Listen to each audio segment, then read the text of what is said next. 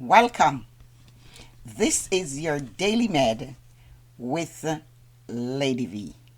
Today's lesson comes to us from St. John chapter 1 verse 12 and 13 and St. John 17 verse 2 and 3.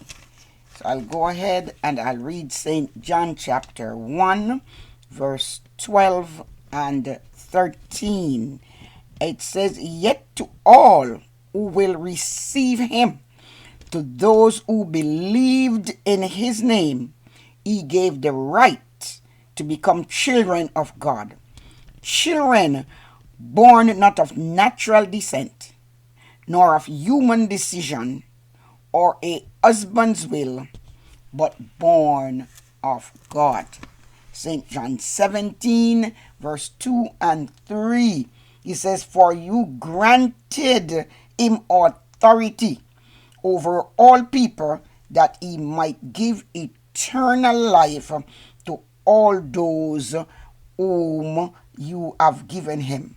Now this is eternal life, that they know you, the only true God, and Jesus Christ, whom you have sent."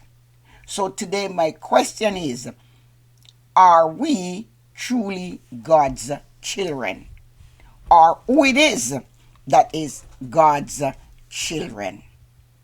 True children of God comes into being through faith in the Messiah, the Lord Jesus Christ.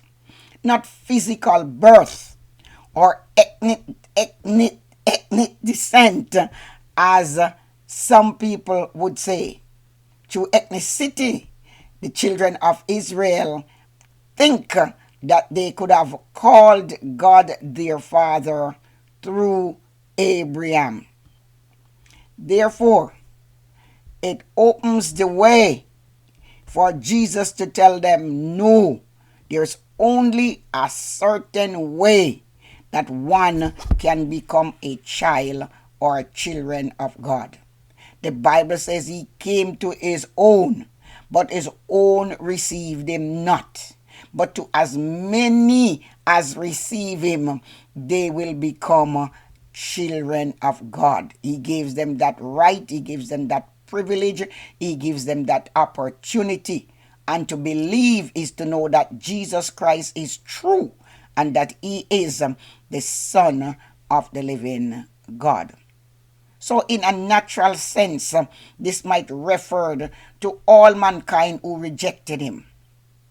But because the Jews was a special people, and that the Jewish nation was chosen as the earthly people to whom he belonged, to whom he became. He came to be their Messiah, but they did not receive him. So now he offers himself to all who would receive him. And here he is saying, I will give eternal life because I have the power so that those who receive me can become children of God. So we realize here that the scripture says not by good works, it's not by church membership, it's not by doing one's best, but it is receiving Jesus Christ as Lord and Savior and believing in his name. To become a child of God. In a physical sense, one must be born. So also to become a child of God, one must have a second birth. And this is known as the new birth. This is known as a conversion. This is known as one being saved. But the scripture here today tells us that there is three ways by which the new birth does not take place. One, it is not of blood. We cannot become a Christian through having Christian parents. Salvation is not passed down from parent to child through the bloodstream. Two, The Bible says it is not of the will of the flesh. A person does not have the power in his own flesh to produce the new birth. One must be willing in order to accept Jesus Christ. Yet, one's own will is not enough. The scripture says it is not by the will of man. No other man can save another person. He or she does not have any power at all to do so. So how does one receive the new birth? How does this take place? The scriptures here declare today that it is only one way. It is of God. This means simply that the power to produce the new birth does not rest in anything or in anyone else but in the sovereign God. So we learn that to be a child of God, one, it is a privilege, far more so than to be a child of any human being. Number two, we learn that God is the one who grants this privilege. God chose to impart this blessing, and we cannot work for it.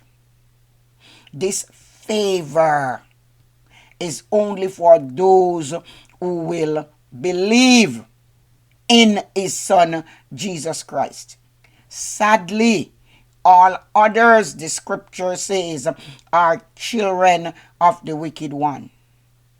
No one who has not come to Jesus Christ with confidence, believing in him, trusting in him, that he alone is Savior, that only he can save, then such one is not regarded as a child of God.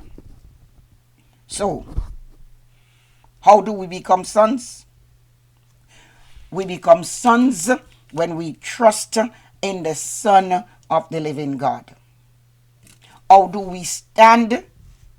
To stand related to him, not merely as subjects of the king, nor to be servants of the king, and he is our master, but as children, those who have accepted his Son, and he is now our Father.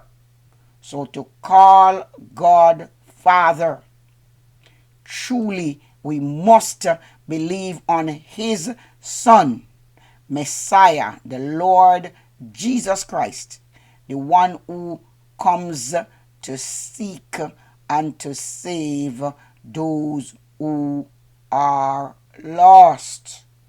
So sonship comes through the acceptance of Jesus Christ. And if we have not accepted him, then truly God is not our Father. He's our Creator. But in relationship, he's not our Father. May we trust him today as we trust his Son Jesus Christ, that we will be called sons of God.